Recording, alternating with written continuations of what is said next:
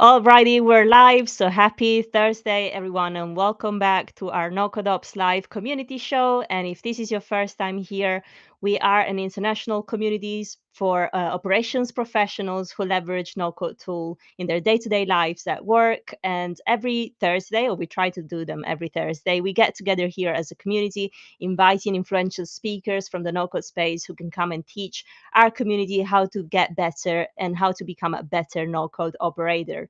It's been fantastic so far. Last week, we had a great event with Isaac Perdomo about process mapping. And so this month, we're focusing in particular on documentation and just workflow and how do we improve those practices. And so for today's episode, we have another special guest. We have Giovanni Segar. I'm going to bring him into the space. Hi, Giovanni. Hello. Great to have you here. Giovanni is the founder at Datus Operations. And I would like for you, Giovanni, to kind of introduce yourself a little bit and tell us how you got into no-code in the first place. Yeah, so I started working at a tech company at 14 years old, actually. I had a little nepotism going on. My dad needed a project done, and he said, I'll bring in my son to do it. It was barely legal. I could only work like a few hours before I had a cutoff. But I just worked as an assistant doing data entry type stuff. And I noticed a lot of tasks I was doing were very repetitive and could be automated. So even at 14, 15, I was starting to try out auto hotkey at the time for, robotic process automation. And I would walk away from my desk once I automated something, just take a walk and enjoy the show. But I never really focused on that specifically until many years later, about a decade working at that company. I got a little bit bored with the marketing I was doing, and I wanted to focus more on the tech side. So I left the company to focus on that full time, and I started Datus Operations about 3 years ago, and it has been a wild and wonderful journey. That's mind blowing, to start at 14 and, to then have your own kind of product and project going on. It's incredible. Kudos to you. And, here at NoCodeOps, we've been focusing a lot on documentation as our topic of the month. And I wonder, from somebody as expert as yourself, I would like to hear, do you think documentation is still important in 2024? What's it for, and why should operators really care about it? Yeah, I mean, as of 2024, most platforms don't yet have AI built in to tell you exactly what a workflow does. So it's still important, in my opinion, to create documentation because even outside of being able to view that documentation in the tool, let's say Zapier released AI tomorrow to explain the workflow to you. Which they Most might. people are never going to go in there. Yeah, they might. Most people are not going to open up Zapier. They're not even going to know where the Zap is or what it does. So there's so much context that needs to be provided in organizations, and it shouldn't be so much focused on individual workflows, but how do processes in the company get done? And that's where I think documentation is very important. Yeah, that's really great. And as I was mentioning at the very beginning, last week we had a fantastic event about process mapping, which was really helpful. And so we're really jazzed for today's event with you. Tell us a little bit more about what we will be discussing. I know that you have a sort of workflow. You want to do it kind of hands-on with the community. And speaking of the community, it's great to see so many of you in the chat. As a reminder, we want for these events to be as useful to you as possible. So this is your opportunity to learn as much as you can within these 60 minutes. So do interact in the chat like you're doing. It's great to see Mehandi, Phil, Jared, Joseph, all in the chat. And if you're watching from LinkedIn as well, I can see your questions. I can't reply to them, but I can see them. So keep them coming. And Giovanni, should I bring in your screen so you can tell us a little bit more about what you have planned for us today? Yes, absolutely. So this kind of started a couple weeks ago when I revealed my secret hack for getting JSON from a Zapier workflow. So for those of you who didn't see it, one of the challenges with documenting in Zapier is that you can take a screenshot of it and send it to AI, and it can kind of understand, but it's missing a lot of information, and Zapier's interface does not show you much unless you actually open individual items, right? So I wanted a way to actually tell um, AI what the whole workflow does. And I eventually, after spending some time in the source code, I noticed that each step here had an ID, and I was intrigued by that. So I tried going into inspect element and searching that ID as an example. And I found it there, and I found it there, and then I kept looking, and I eventually found this script called next data. And in this, you actually have a complete JSON map of the entire workflow and everything that it does. I'm not talking just the nodes, but even all of the variables that are used in it. Every single bit of information that this workflow runs on is available in this JSON. And you can easily copy it by going and right clicking and hitting copy outer HTML. Okay, so you can grab that within, and we all know that AI is very good at comprehending JSON.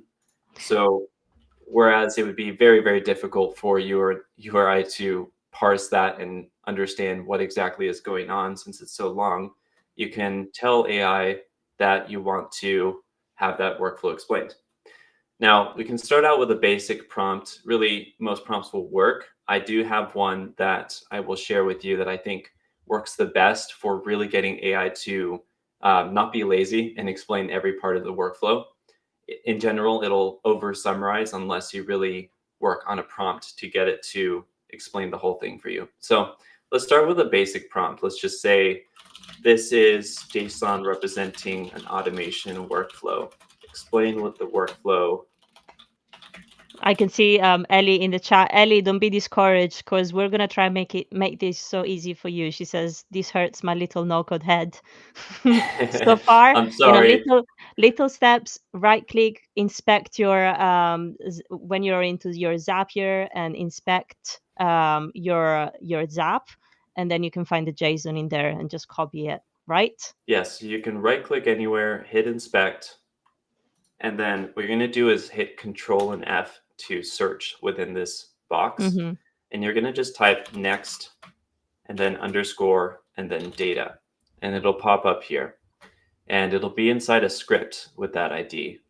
And then you just right click inside, copy outer HTML. And you don't need to understand anything about how that works or why it works. It just does. And then once you've copied that, you can paste it with ChatGPT and say, explain the workflow for me. Let's Mm-hmm. go ahead and hit enter and see what it says. Yeah, that'd be interesting. Jacob says I was literally trying to do this with NAN yesterday, but GPT-4 was not doing what I hoped for. Hmm.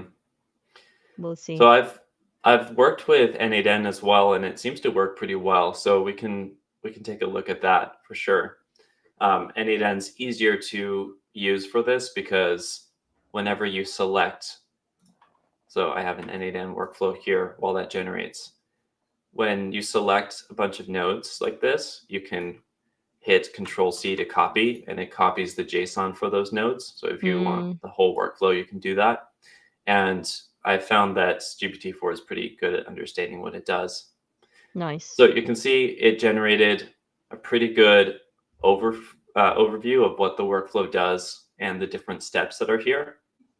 What it seems to be missing is that there are a lot of different branches to this automation. So if we go back to the Zap that I'm working with here, we have an initial couple steps, and then we've got 3 different paths. And even within one of these paths, there's subpaths. So it's a very long and complex workflow. And if I want to document this and have people understand what all this is for, then I want GPT to give more detail about each step.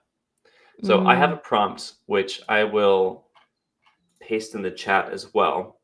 And I have it built into a snippet with text expander, so I don't have to remember or copy paste it.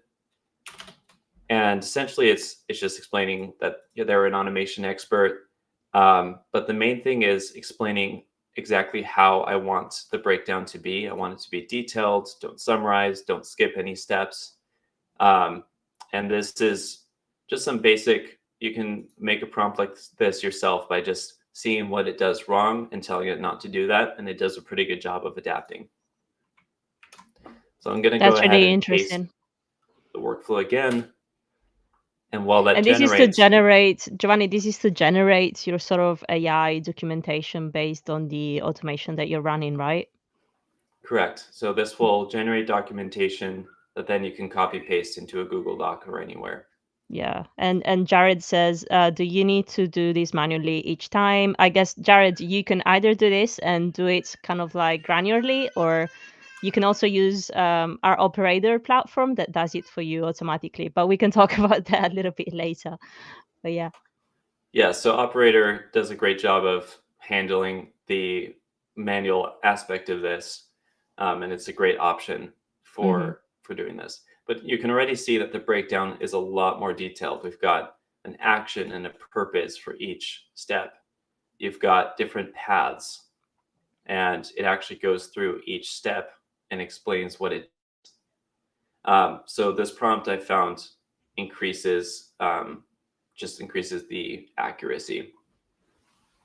Now, Claudia, is there a way that I can send the prompt to everyone? I wasn't able Sure. to send it in chat. Let's see. Maybe If you, afterwards. yeah, we can do it afterwards. Or if you see there's a tab next in the studio here that says private, you can send it to me and I can send it to the chat. Okay. Yeah. I'm gonna go ahead and leave that, and I'm not spotting that tab, so we'll just move forward. So what you can do with this is then copy it into a Google Doc or something and have it stored for your team to take a look at in the future. So I have a template that I use for documentation. I'm working with clients and not so much automating my internal processes as working with clients and their processes. So this template is built so that they understand who built the workflow. And even if I stop working with them in the future, they would be able to reach out to us. There's a link to my site, link to my email, so that they can reach out in case they have any questions about this workflow. But this template is built to be able to fill out automatically. If you have worked with Zapier before, they have a step that you can do where you can create a document from a template, and each of these little brackets represents a variable that you can replace in Zapier. Now, I use N8N, and the way it does it is slightly different. It's more of a find and replace. But either way, I'm able to generate this document automatically, and I'll show you my process for doing that in a second. And Before I go ahead. yeah, we did call we I love giving titles to our sessions. And so for today's, when I was reading through your notes, I was like, yeah, this sounds like somebody who's got a mess in their house, a lot of clutter, and they need to, tidy up the space a little bit. And so I called it, how to master automation documentation and tame the workflow jungle, right? Can you tell me how is this affecting your process? Like, why do you do this? Why is it important for people that are watching today to really master documentation, or at least apply it into their practice as operators? There's just a lot of chaos that's created once you have quite a few automations running. It's pretty normal to set up the first couple of automations for your organization. It's a small organization, everyone knows what it does, and there's only a few automations, so it's clear. But as you get to more and more automations, 10 plus automations that are triggered by all kinds of things, whether editing a record or uploading a file to a specific folder, it can be increasingly easy to break the automation by not understanding that it even exists or how it works. And if you're not aware of the automations that are out there, aside from breaking it, you just might not be taking full advantage of what's available to your organization. And when working with clients in particular, most clients that you're working with will not be very technical, and it doesn't really click to them how these automations work. So it's very important to have documentation that they can have for themselves and for their team to understand the work that you're doing. And it's also valuable as a consultant to be able to show your work and say, this is what we built. Yeah, brilliantly said. Thank you. So one quick note before we jump into creating the document is that the prompt that I share is a little bit too much for short workflows, I noticed. So this whole thing about not summarizing, don't skip any steps. I noticed that if the workflow is very short, 3 or 4 steps, it's going to give too much detail that I think is unnecessary. So you can just adjust and have maybe a version for a shorter workflow that isn't as explicit about putting as much detail as possible, because you don't want to bog down the documentation with technical details about every variable involved or anything like that. And I also should mention that it's pretty easy to add follow-up questions. So if there's something in what they said that is not accurate or that you are wondering about, you can actually just ask a follow-up question like, I don't know, what variable is used in the sales receipt path? That doesn't really make sense, but let's just see what it says. And it will, yeah, there you go. It'll tell you that and then hopefully tell you where it is. Yep, fetch from Salesforce. So it's useful to be able to ask follow-up questions because it actually understands the workflow. And within this chat window, it'll have the whole context to work from. Yeah, that's brilliant. I love that you can kind of interact with it and go like a little bit deeper into just, that's something that we can think of as well. Now, in addition to creating text documentation like this, I like to provide clients for some workflows with a Loom video or whatever video recording tool you use. It doesn't matter. But I like to record a Loom video explaining the workflow. I usually share my screen, show the workflow, and talk through each important step and talk about how it can be used or modified if needed. And that's something that I can paste into the document template along with the step-by-step breakdown. Many people will not read an article and many people will not watch a video. And I feel like sometimes those are mutually exclusive. So it's often good to have multiple options for people. And in reality, recording a video for 2 or 3 minutes is a very short lift for being able to document the workflow. And I like that you're thinking about all sorts of users. I like that you're thinking about those that, like me personally, I prefer a visual approach, whereas other people might understand that code really well. So I love that you're thinking about serving all types of audience. We have a question from Dimitris. Do you mind if I just ask it now because it's related to what you're doing? Could it run with longer JSON data, such as like a bigger workflow than 4 steps? Yes, it can definitely run, especially with GPT-4. It has a larger context window, which means that it can accept pages and pages and pages of information with no problem. Its output is capped to, I believe, 4,000 tokens, which is, I still don't fully understand tokens. It's not exactly words, but say approximately 4,000 words, let's just say. So what that means is if the workflow is, say, 100 steps, you're not going to be able to get ChatGPT to explain all 100 steps. Maybe nor should you. But you can at least put all of that information in and it will process it. It will just have to summarize further than you want.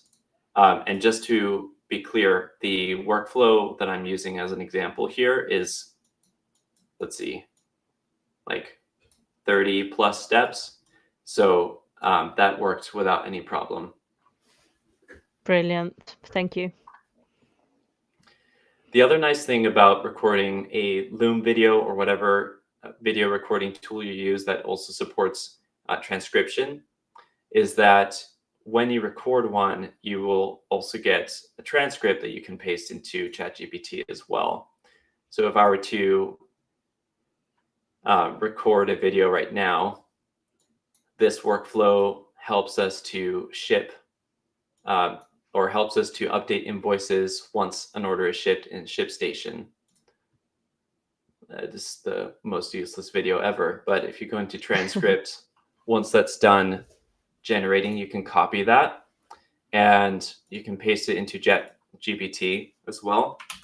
And even though it has all of this weird formatting, it will work just fine. And you can say, this is additional context on how the workflow works. So oftentimes, maybe if you don't have access to the workflow JSON, or it's a workflow that isn't built in a tool like this, like maybe it's a bubble workflow that you've built in a no-code app, you can just do a recording of the workflow, show your screen, and then copy the transcript to create a text version as well. That's really clever. That's a really clever workaround. Could this be done? We got a question from Ellie. Is there a similar process as this to document Airtable automations instead of Zapier? I haven't dug into whether Airtable has the same function going on. I don't want to get too technical, but one of the hints as to whether it's going to be possible in a workflow is checking if there's some sort of ID or something that either updates in the URL or in the source code when you click on a specific. Let's say, I'm not going to open Airtable right now because I will almost surely share something sensitive. Sensible I've data. specifically chosen the tabs that I have. But you could always go into, like, click on a specific step in Airtable, let's say, and hit inspect, and just see if there's anything unique, some sort of ID on there. And oftentimes that means that there's some underlying code or something that you can copy over to ChatGPT and it'll understand it. That's how I discovered it for Zapier, but it can take a while. In the meantime, you could definitely just record a video and we'll walk through the process. And also, don't forget that you can actually just take a screenshot and paste it into ChatGPT, and it can understand pretty well what it does, provided there's decent labels on each of the steps. Right. Yes, I forgot about that. Add-on. So I want to transition into talking about how to make useful documentation. So aside from actually generating it in the first place, how do you make it useful and discoverable for the organization? Because it doesn't matter if you have documentation if no one knows about it. Now, to me, the holy grail of this that is becoming more and more common and I think affordable is to create a AI chatbot for the organization that accesses all of their information, whether it's on Google Drive or Notion or whatever, and can answer questions based on that data. That would be a topic for a totally different stream, but that's what I would say the pinnacle, because that just means there's one place you can go to just start digging and finding information instead of looking around in multiple different places. But for me, the key is if you're not going to do that, you can at least have one place where all of your automation documentation is stored, maybe organized by platform or organized by use case. Have a Google Drive folder, have it shared with everyone, and have all of the documents show up there. Try as hard as possible not to create your documentation in multiple places, like opening Notepad tabs, which is something that I used to have a bad habit of doing. It's really important to store it somewhere that is discoverable. If you want a shortcut for creating documentation that can be searched with AI, Notion's AI search capability means that now you can store your documentation in Notion. And then if you're paying for the plan, you can search that documentation and ask questions about it using AI. So that's kind of a quick shortcut to doing that if you don't know how to build a custom AI chatbot type of thing. So in my case, using this template, what I used to do is copy the workflow over to ChatGPT, get its response, and then paste it in here, maybe paste in my Loom link and update all of this manually. But as I created more and more of these, I realized that creating and writing the documentation isn't the only thing that you need to do. You also need to create the document. You need to store it in the right place. And so I eventually had enough steps in this that I realized I needed to systematize it a little bit further. So this is where I came up with a form-based approach. So this is just a fill-out form. I know that this is a favorite tool of a lot of people in the community, Absolutely. but the tool doesn't matter as much. It's just a form. It doesn't do anything really fancy here. So first of all, I put in the company name for the workflow, and then I put in a title for the workflow. And technically, I could probably have ChatGPT create that, but I'm just going to do it myself. So order Some things we shipped, can do complete deploy. ourselves. Yes, technically you can do the work yourself. What I like is that you can use dynamic variables in fill out, so I can actually tell the user what the document will be called. And this gets into something I'll talk about in a second about making workflows that document themselves, so you don't have to always rely on external documentation. So I'm going to paste the link to the automation. I have an optional Loom link that I'm going to leave out for now. I'm going to tell it it's a Zapier workflow, and then I'm going to paste in the JSON from earlier and hit submit. Now, while we wait for this, note that I've put in the end screen, which workflow is kicked off by this form, so that you can actually copy this and go check. Non-technical users don't need to know this, but anyone who has access to N8N and is curious about how it works or has forgotten some of the steps in the automation can go check. And it's great if it doesn't work as expected, you can just go check and see why. That's amazing. We do have an interesting question here that, as we wait for the documentation, because it's on the way, from Phil. Hi, Phil. How do you make your documentation discoverable in the moment for end users? And then he adds, I love how Guru approaches this with a Chrome extension, but do you have any other ideas or ways to do that? So by in the moment, do you mean when they're using the platform itself? I think so. I don't have a solution for that myself. I think Operator has a solution for that.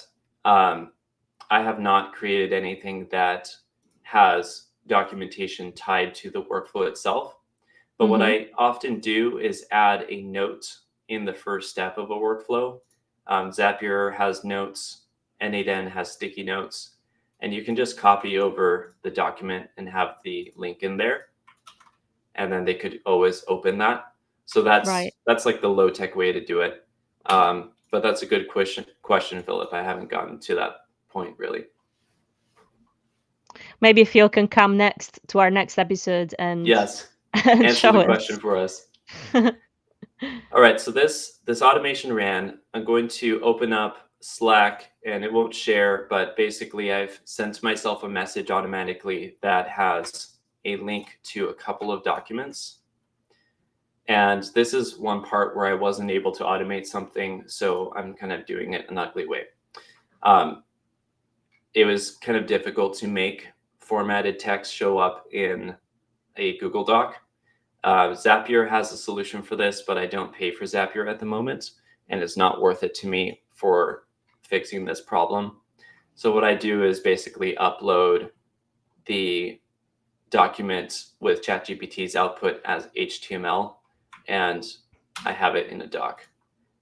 So anyway, I paste it into the documentation that was generated, and here it is. So this whole thing was done just by filling out that form. It copied my template, tells what the platform is. This is the title from earlier. This is the link from earlier. If I have a Loom video, it links here. I have a summary, and this summary is either based on the Loom video transcript. So if I record a Loom, I tend to summarize what's important. So I have ChatGPT do a separate summary that's more succinct based on that Loom video. But if I don't provide it, there's a fallback to simply use the JSON of the workflow to understand and summarize. And then That's I have brilliant. this formatted summary that comes through with all of the steps. And as you can see, it's super easy to follow and has a lot of detail. And so this is the full output, and this is what I move over to the client's folder for them to keep. That's really great. And I can see that being used by teams, like what you were saying, like how does that work in terms of like, sharing that with your team and making sure that for the next person who's going to be onboarded, they can look at this documentation and kind of understand where you left off. We do have a question from Jacob here that I've just seen. Sorry, Jacob. Have you had better luck with this by pasting the workflow in versus uploading an actual JSON file? Yeah, I've tried both, and I didn't notice a big difference. The only thing was the JSON file was more likely to fail for whatever reason. It would just sometimes say it couldn't do it. So I found that pasting in the workflow worked best, even though it makes it super messy to have to scroll through, obviously. But yeah, uploading the file seems to sometimes generate an error for whatever reason, but it does work fine otherwise. Yeah, and a couple people here are asking about your choice of using NAN, and some are commenting in the chat. Is that a pricing choice, or why do you use NAN? Oh man, that could be a whole separate. I could do a 20-part video series on that. NAN straight up is more technical. So if you are not super comfortable with JSON and a little bit of JavaScript, it's going to be totally not worth the time. But given the technical ability, I love it for a lot of reasons. I'll just give a couple of small reasons. One is just the flexibility. So whereas Zapier has linear paths like this, and they have limited paths, and you can't merge them back together, N8N allows you to do unlimited paths. You can merge them back together. So you can have two different scenarios, like what I described with the Loom link versus no Loom link. This would be kind of hard to do in Zapier, but in this version, I can have a path that uses the Loom link and a path that doesn't, and merge them back together and continue the rest of the workflow. It also has better error handling capabilities, and you can have multiple triggers for one workflow, which is nice. But That's honestly, one of the Zapier is a questions very that solid I product. would ask. How do you document error handling, for example, in a process like this? Where's do you have space for errors? How do you add them into your documentation? Do you add them at all? Curious. Yeah, so what I found is that when I create a workflow for a client, I do tests, I run it as much as possible, and then when they run it with real data, almost always something unexpected happens and it breaks. Always. And I usually do not document what could go wrong until things start to go wrong, because I'm still actively learning and understanding the workflow and its breaking points. If a workflow is very mature, it's been around for a while and it rarely breaks because I've fixed most of the bugs, I might add a few human error possibilities at the bottom. I might add something like how the automation can fail and explain a few reasons. You can also have ChatGPT as part of the prompt explain this for you. Like It's predict. generally not going to be as good, but you can actually ask it to tell you how the automation might fail, and it can give you a few examples. Yeah. Cool. Philip is saying that some people use HookDeck and Zapier together to solve making multiple triggers into a single zap. That's a very solid point. I actually use N8N kind of like HookDeck. It's not nearly as reliable in the sense that in most instances, if you send 50 events at once, it will break your instance and it'll have to be restarted for a couple of minutes. But you can take a webhook and then have a custom output to another system. So, but HookDeck is fantastic if you have a ton of volume coming through. And It's the also free prompt, for up to like 100,000 events or something. we like free. This made me laugh. This comment by the prompt scientist: the end user human will always find a creative way to break your designed flow. Yep, I mean, that would be Yeah. me. I might not be amazing at building, but I'm awesome at breaking stuff. Yeah. Alrighty, so awesome, awesome. Is there anything else from this flow that you wanted to share? Because I have so many questions coming through, and yeah, I'm loving the event so far. So I would love to answer more questions. I'm Mm, going to jump into one additional part here. So aside from documentation, I do want to talk briefly about making workflows that don't need to be documented, or at least need minimal documentation.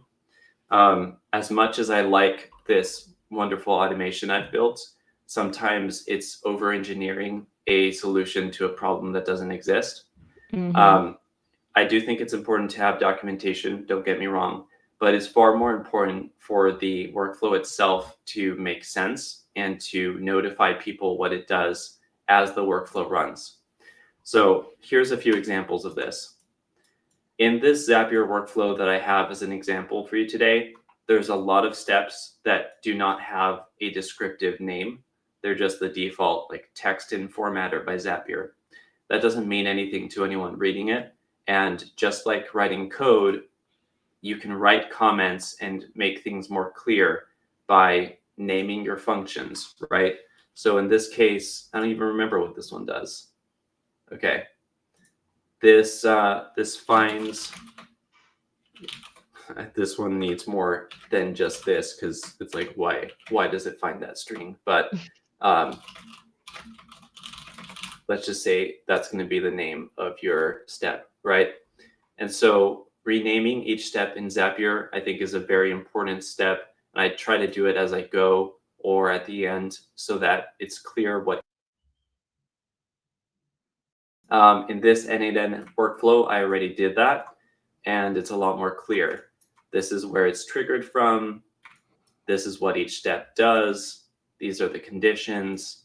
And so if you just read it like a document, you can actually understand what it does for the most part without having to read anything additional. You can also add sticky notes in N8N, which is really nice. So you can explain like, what does this part do or whatever. mm-hmm.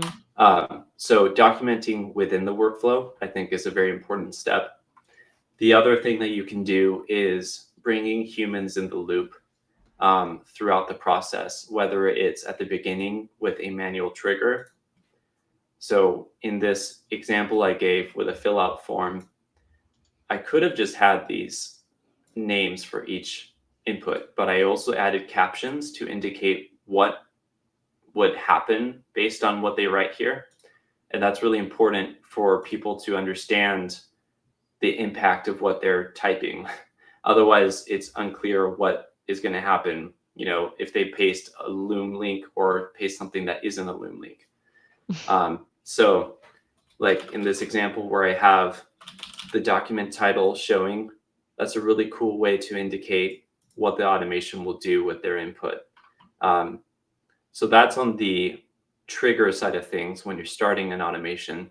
And then on the other side, when it comes to receiving the output of an automation, especially when there's something left for you to do, it's really important to provide the user with instructions that give them context as to what is going on.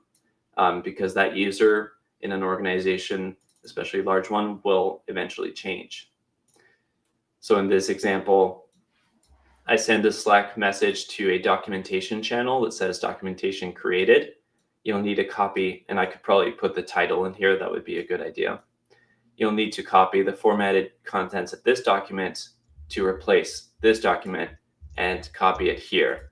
So it makes it extremely clear. They can click the links, do exactly what it says, and they're done.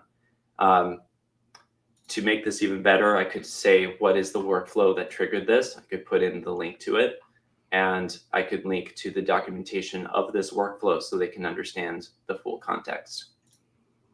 Yeah, and this is really useful, I guess, when you are kind of building the process or when you know it from the get-go.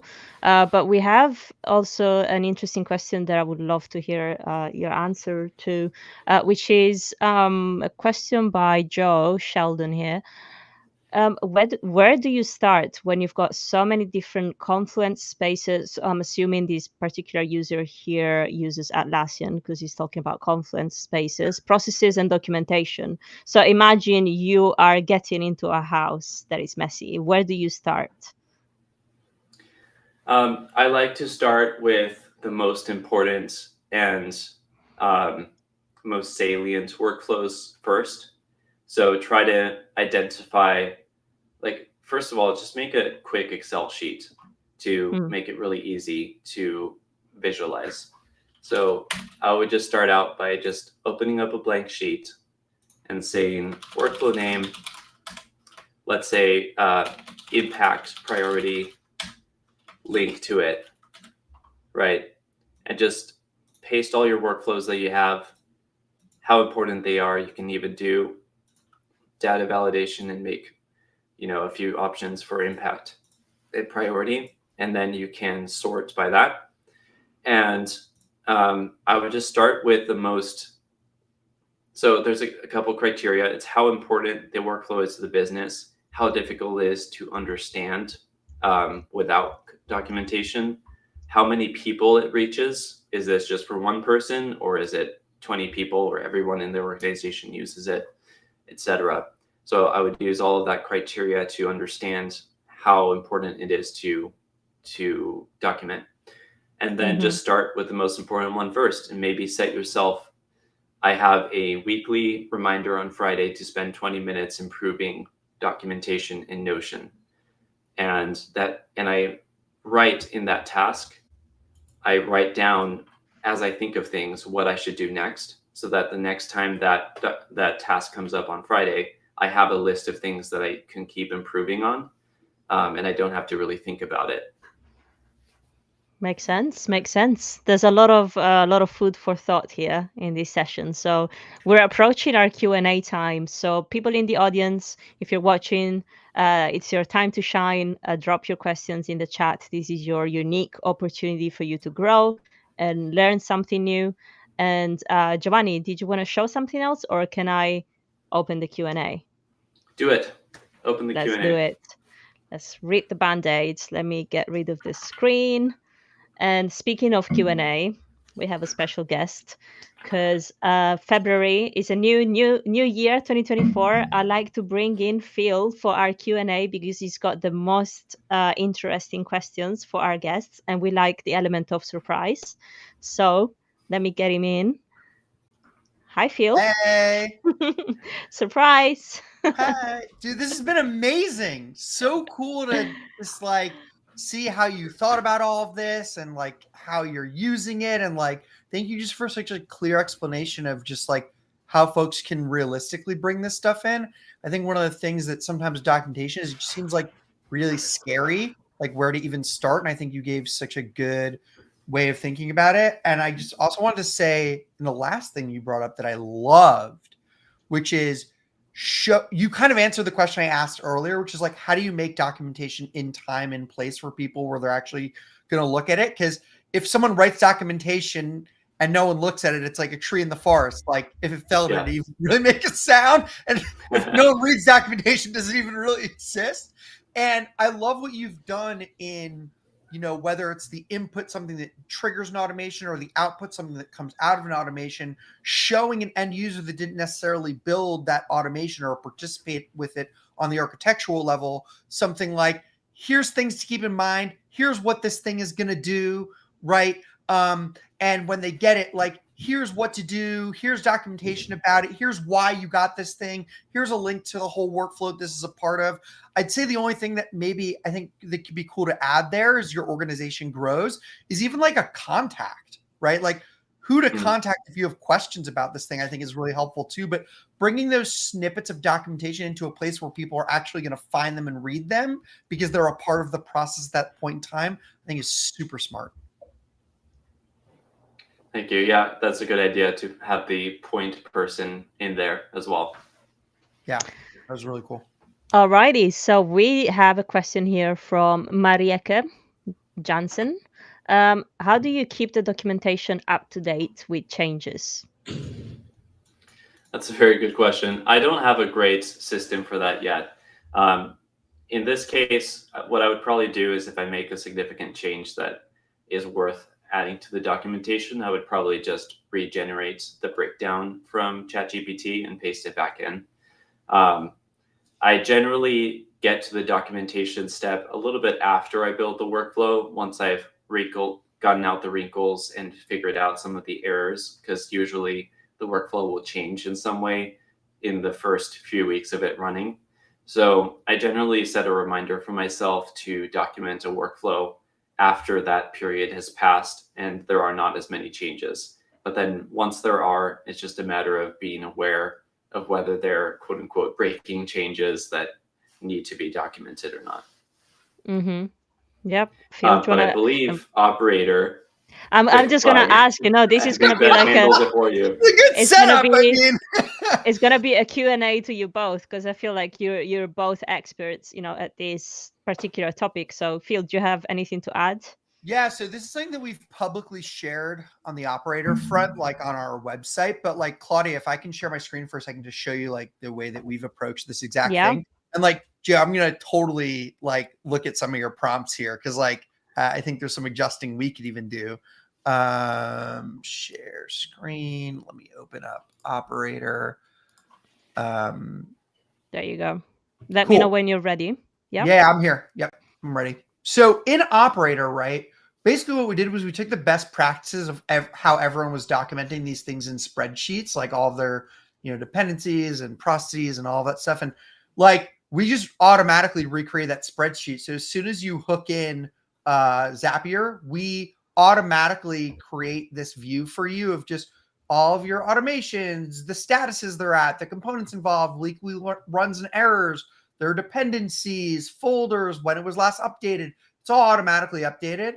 But the other thing that we do is we show you a description of what that Zap does using AI as well. Very similar kind of process, but we do keep it automatically up to date for you. So it just is always kind of up to date.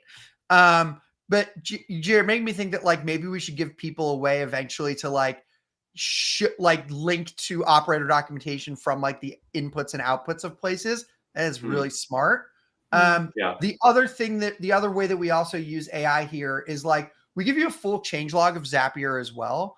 So every change in Zapier that somebody makes, we tell you what happened, who did it, what changed, the diff. We use AI to summarize that. So like we're also doing kind of all of that as well.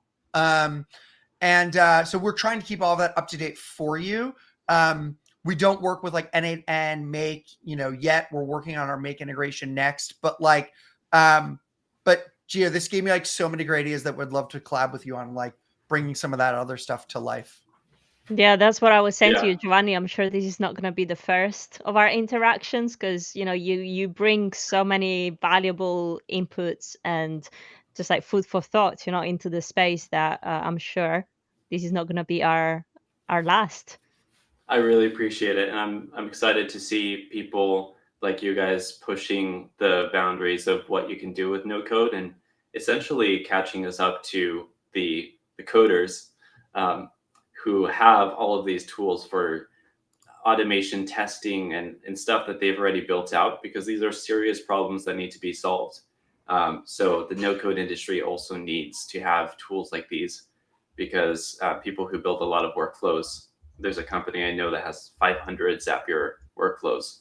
And I'm like, you would need Operator or something similar to tackle that. Our biggest current beta client, 8,000 different Zaps. 8,000. Yeah. Zapier must love them.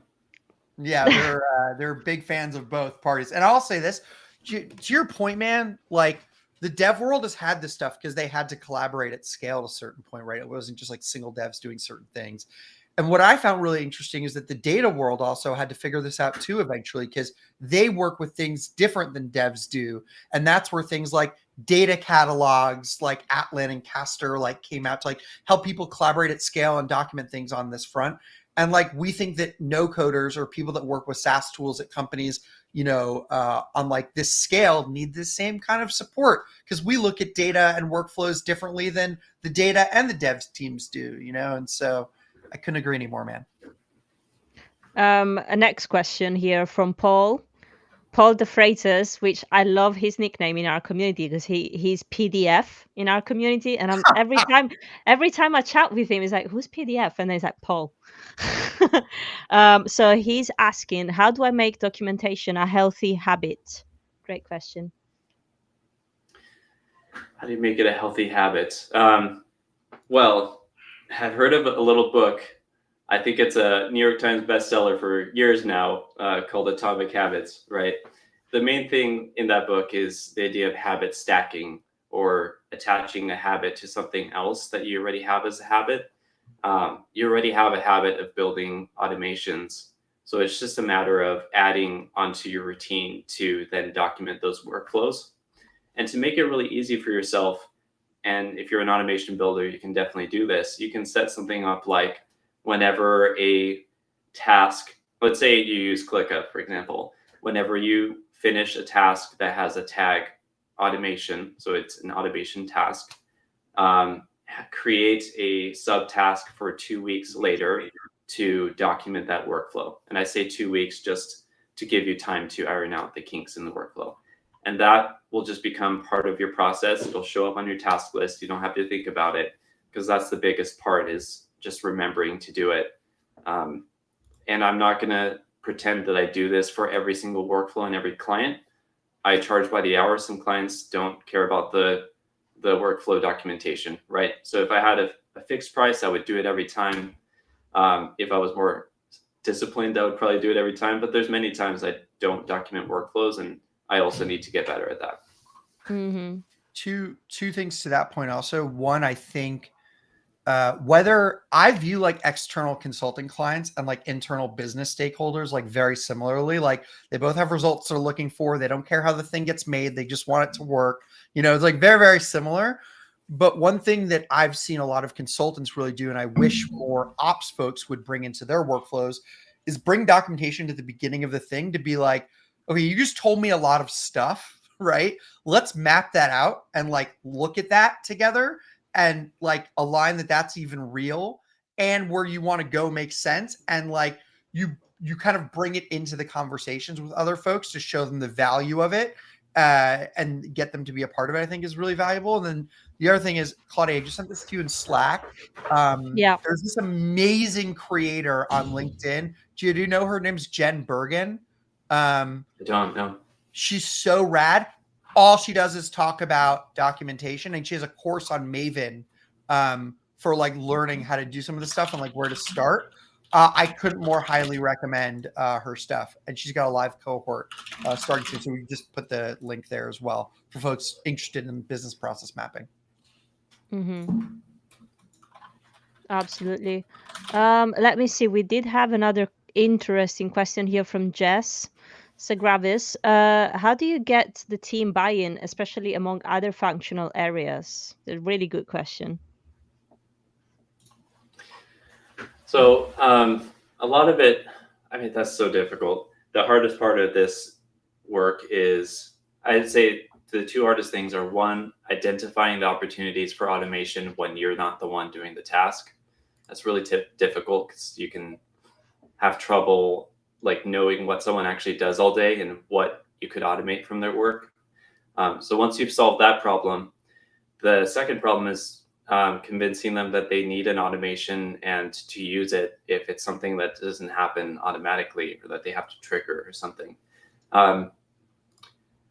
There's no silver bullet, but I think small wins lead to bigger trust and bigger wins. So starting out with something really small that makes a difference in their workflow and showing the tangible results something that's unlikely to break and reduce their trust in the workflow. And once you have their trust on a small win, then you can talk about larger workflows. This goes for clients as well. I rarely sell a client who's not already convinced that they should do this on a massive overhaul of all of their systems. I start by solving the immediate problem, which is probably like a broken Zap or something, and showing that it's worth it. And then from there, building on larger and larger automations. Mm-hmm. Yeah, I think like your other earlier thing that we talked about before totally answers that too, right? Where it's like the small wins. I think some of the small wins are stuff you pointed out earlier that you do with like putting little documentation and like those input and output points. Like that gains a lot of trust. I've seen so many documentation projects go in the can because people are like, we're going to document everything.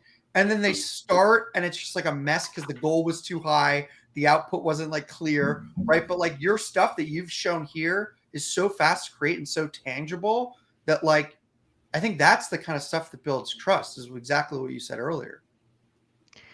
Yeah. Which links really nicely to another question that we have. How long should documentation be? As short as possible. Yeah. In the example that I'm giving, I try to get ChatGPT to actually explain every step in detail and make it longer than it naturally does, mostly because I have a summary and I have a breakdown. So as short as possible in the sense that you don't want to bury the lead, to use journalism as an example. You want to make it very easy to find the most important piece of information about that documentation. So like we've talked about, having the input and output documented so people can see it. If they want to dig deeper, they can go click the document and see maybe a summary of the automation. And if they want to dig deeper, they can go into the breakdown. So the point is to start out with the top level, high level information that an executive would read, and end with the more tactical stuff that maybe a future automator would read to figure out why the follow is breaking. Well, follow-up question there. Who would you say are the main profiles of audiences that documentation is created for? You just mentioned like another automator in the future. There's the executive looking at ROI stuff. Like, who would you say are the main audiences and what do they care about in your experience? I would say just mainly the users, the people who are affected by the automation or who used to do the work that the automation now does. They'll often sort of own that output anyway, even though it's automated for them. So if something goes wrong, then it still like often falls on them to say, oh, this didn't work because the automation didn't work. So it's important for the users of the automation or the people whose work was replaced to know about it. And then micromanagers really want to know everything that's going on. And yeah, I would say those are the main audiences. Right. Last two questions here from Consulting Nico. How are you extracting value from the documentation besides recalling the context? I'm not sure I understand the question. Maybe like what's the like how are you showing the value of this stuff beyond just like you get to recall things faster? Like what other value is there for you? Are you debugging faster? Are you handing off things easier? Are you getting more dollars in consulting because you're showing more of the work behind something? Yeah, so that's a good question. Sorry, I didn't understand it. That's well clarified. Yes, debugging is easier when you have documentation, especially the one in context where you have each step named. That's really important for debugging because otherwise it can be really hard to understand. Like even the one I showed you, I purposely left some of the steps unnamed so I could show you. And I don't really remember what those steps do because they're weird formatting steps for different scenarios, right? So naming each of the steps is really important, and that allows you to debug quicker. I am not charging more necessarily because I do documentation other than the hourly work involved in doing that. But for me, it's almost ethical obligation to provide clients with documentation and to keep it up to date, so that one of my clients, who's not usually morbid, is always talking about me getting hit by a bus and what would happen. And we like to say take a vacation to Fiji in our company. Okay, there we go. Yes. If I just pull a ghost on them. And it's like, what would happen if you didn't document all your workflows and then just something happens? Maybe that's a scenario that's hard to get scared about, because you're like, I'm never going to ghost a client, as I would never ghost a client. But it's more about just if and when you leave that organization, because it eventually happens, you need to have something to leave behind, and you don't want to document all that stuff on your way out. I doubt they'll want to pay you to do that. So it's good to do it as you go along. And it's important so that your clients are not left in the lurch. There's so many clients that I've gotten because the previous consultant did not document their work. Yeah, and I also think that you can also improve, like you can have a look at your own documentation and see what the process that led you to that particular choice or build, and then 6 months down the line you can see what you've done and see how much you've improved, or whether you can build on top of that data. So it's like putting bricks, putting the foundation in what you're building next. I also think the other big value to that note is, like, we see a lot of folks that we've interviewed for operator, like the customer discovery side, they actually document to plan and think about stuff. They like write workflows. They create documents literally as a form of thinking, is like a mini kind of product requirements doc. And like, the more I do that, the more I practice that. Like, I'm in the middle of this big transition from Airtable to ADIO for our CRM. Like, I find myself like writing stuff out that ends up being recycled as documentation, but it literally started out as a thinking doc to like, what's everything I need to do to make sure this works well. Right. Yeah, that's a really good point. And for recurring workflows that are like not completely handed off, but that you have to trigger something, I like to also add notes in there, whether it's like a comment in ClickUp or something with ideas for future improvement. Because I usually build workflows that are like not fully there, because the last 10 hours of investment in that workflow aren't worth it at the time. But I like to put in ideas of how I can make it better if the opportunity. So smart. We do have very smart guests here at NoCodeOps. My last question, that it's from German at Make. How to best document solution that span a set of directly or indirectly dependent automations. Let me just put it here in the chat. Yeah, so that's a good question. You can document things from the perspective of individual automations, as I've done here. That makes sense for clients where I'm building kind of disparate automations that do different things. But the other way to think about it is by use case or business problem or process that has been solved, right? So if you have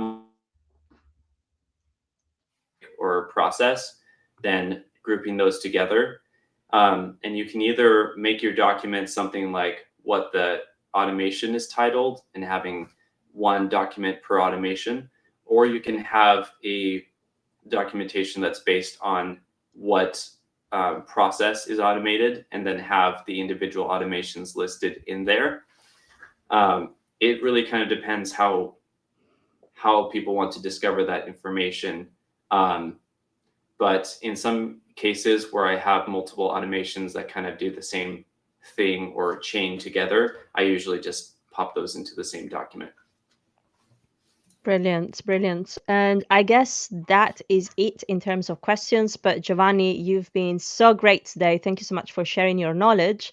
And also, you're you're a member of our community, which I love. How can we help you get, what can we do for you? Because part of everything that I do. About you.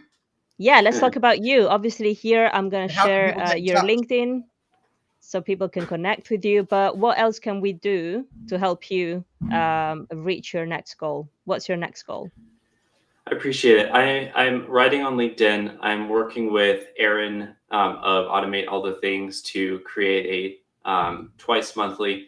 Bi-weekly always confuses me. Does it mean twice a week or twice a month? Like, come on. let's say bi-monthly. Let's start that here. So bi-monthly, because we're realistic about our time, we alternate writing articles. So I write one a month, and we put in some links in there from around the internet sphere from the last couple of weeks that we find are interesting, and add some commentary. So if you want to find that, that is at aatt.io/newsletter. So aatt.io. That's where we're writing. But yeah, one of my favorites. Let me share it here in the chat. And I wonder if we made the cut for the next issue. Actually, the next issue should come out on Friday. So amazing. Well, Giovanni, thank you again. It's been incredible. Loved it. And I'm sure it brought so much value into the community and into the space. And again, I think this is not going to be our last. So it's been fantastic to have you here as a guest. Thank you, Phil, for your beautiful questions as well. And just, being here, bringing your value into our episodes. This is amazing. Great job, Claudia. Yeah, great job, Jay. This is so cool. I have so much to think about now. So much food for thought. And people, if you like the conversation, obviously like and subscribe, sustain our channel and our community. If you want to continue having these conversations about documentation, monitoring, no-code builds, join our free community at www.nocodeops.com/community. So you get to interact with me a lot more, which you decide whether it's a good or a bad thing. Pretty decent. All right. Well, take care, you all, and have a fantastic weekend. Bye, y'all. Cheers. Bye-bye.